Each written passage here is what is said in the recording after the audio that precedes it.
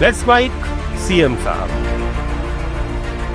नमस्कार, let's mic CM साहब में आपका स्वागत है। मैं हूं राखी जैन।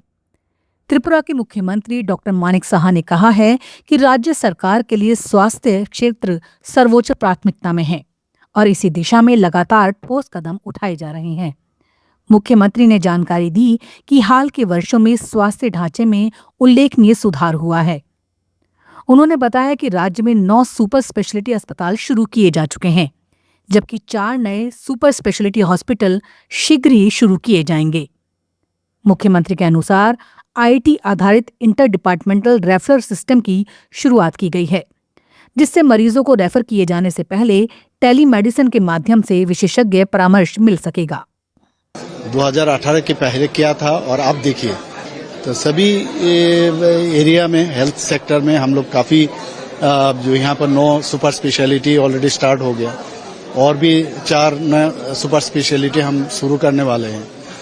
आज यहाँ पर आप देखिए पूरा इंटर डिपार्टमेंटल जो आईटी के माध्यम से जो कॉल सिस्टम है और रेफरल सिस्टम है ये अभी हो रहा है और ड्यू टाइम में वहाँ पर कितने बजे कॉल दिया गया है, कितने बजे वो रेस्पॉन्स क्या है, ये पूरा आ जाएगा। पहले तो ये फिजिकली जाना पड़ता है, अभी तो ये आईटी के थ्रू से, तो ये बहुत ही अच्छा एक नया चीज यहाँ पर हुआ।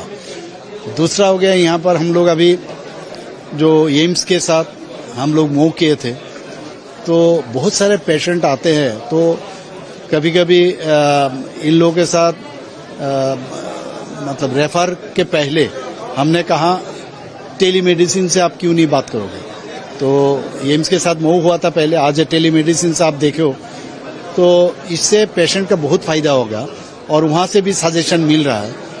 तो ये एक नया चीज हो गया एम्स के साथ जो टेलीमेडिसिन का अभी शुरू हो गया। जम्मू कश्मीर के उप मुख्यमंत्री सुरिंदर चौधरी ने मुख्यमंत्री उमर अब्दुल्ला की मौजूदगी में जम्मू स्थित सिविल सचिवालय में अपना कार्यभार संभाला। वार्षिक दरबार मूव के तहत अब सरकार अगले 6 महीनों तक जम्मू से काम करेगी। मुख्यमंत्री उमर अब्दुल्ला ने कहा, दरबार मूव बंद होने से जम्मू को बड़ा झटका लगा था। आज इसकी बहाली हमारे वादे की पूर्ति है। इससे जम्मू कश्मीर की अर्थव्यवस्था और एकता दोनों को मजबूती मिलेगी।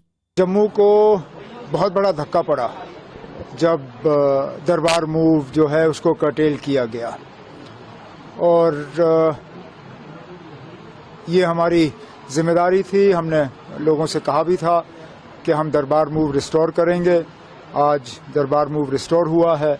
उम्मीद करता हूं कि जम्मू कश्मीर की इकोनॉमी को, जम्मू को तो होगा ही होगा, जम्मू कश्मीर की इकोनॉमी को इसका एक बूस्ट मिलेगा। और सबसे बड़ी बात, क्योंकि हर चीज़ को पैसों में नहीं तोला जाना चाहिए, पैसों में ही तोल के इसको दरबार मूव को बंद किया गया।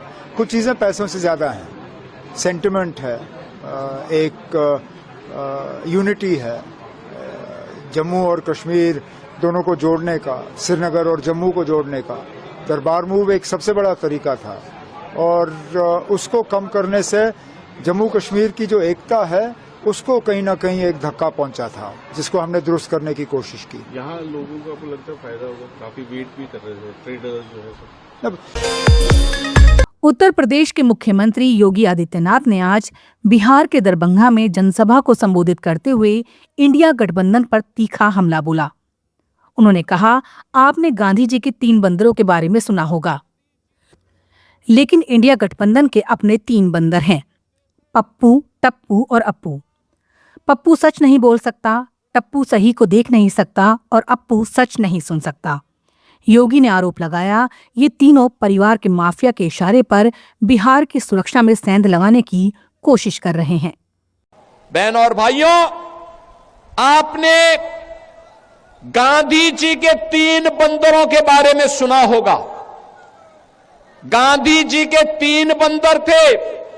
गांधी जी ने तो उनको उपदेश दिया था, बुरा मत देखो, बुरा मत सुनो और बुरा मत बोलो। लेकिन आज इंडी गठबंधन के 3 और बंदर आ गए। ये 3 बंदर पप्पू, टप्पू और अप्पू के नाम पर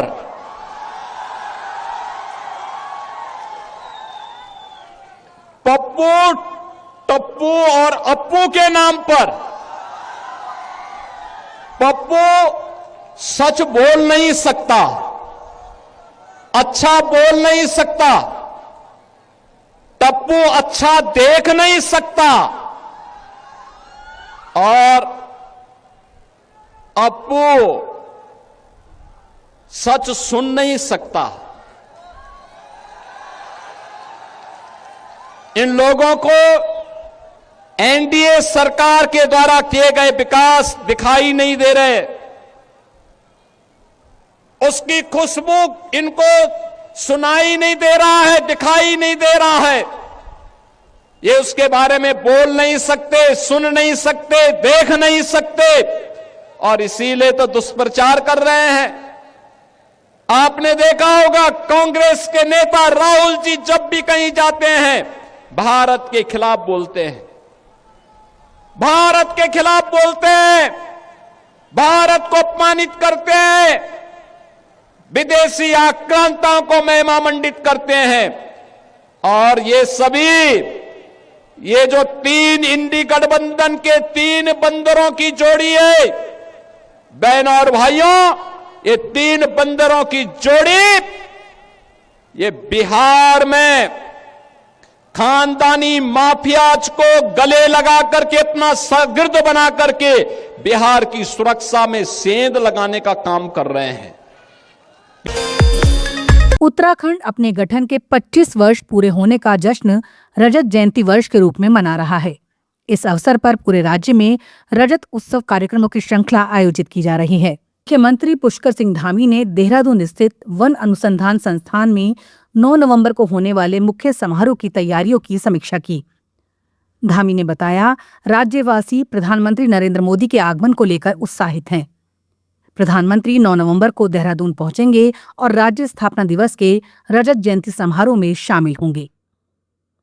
इस वर्ष हमारे राज्य की स्थापना के 50 वर्ष पूरे हो रहे हैं, 25 वर्ष पूरे हो रहे हैं और रजत जयंती वर्ष के रूप में एक रजतोत्सव पूरे राज्य के अंदर हो रहा है। और आज ही महामहिम राष्ट्रपति महोदया ने हमारे विशेष सत्र को संबोधित किया था और 9 तारीख को आदरणीय प्रधानमंत्री जी का भी आगमन है। उसको लेकर बहुत लोगों में उत्साह है और उत्तराखंड के लोग प्रधानमंत्री जी को हमेशा अपने दिल के करीब मानते हैं, उनके करीब हैं और उनके प्रधानमंत्री बनने के बाद उत्तराखंड में अनेक योजनाएं शुरू हुई हैं, अनेक विकास के काम आगे बढ़े हैं। एक बड़ा कीर्तिमान विकास के क्षेत्र में यहां स्थापित हुआ है। आदरणीय प्रधानमंत्री जी आ रहे हैं, उसको लेकर यहां सब तैयारियां चल रही हैं। तैयारियों को अंतिम रूप दिया जा रहा है। एक बड़ा आयोजन यहां पर संपन्न होगा और इसके साथ साथ हम आगे आने वाले जो विकसित भारत का प्रधानमंत्री जी का संकल्प है, हर एक उत्तराखंड वासी उसमें भी अपना योगदान देगा और राज्य की रजतोत्सव के साथ ही हम अगले 25 सालों की यात्रा के लिए अपने को तैयार भी करेंगे, व्यवस्थित करेंगे और उसको नियोजित तरीके से आगे बढ़ाने का संकल्प लेंगे। ठीक है। आप सुन रहे थे let's mike more than radio. Follow कीजिए हमें हमारे सोशल मीडिया प्लेटफॉर्म्स पर। It's time for news. It's time for more than radio. Presenting the first radio news app, Let's Mic. Let's Mic, a news-based app on your phone where you get to watch and listen news, talk shows, interviews, radio show podcasts. On Let's Mic, you get all relevant information of TV, print, radio, podcast, and digital. Let's Mic talks about every segment of life.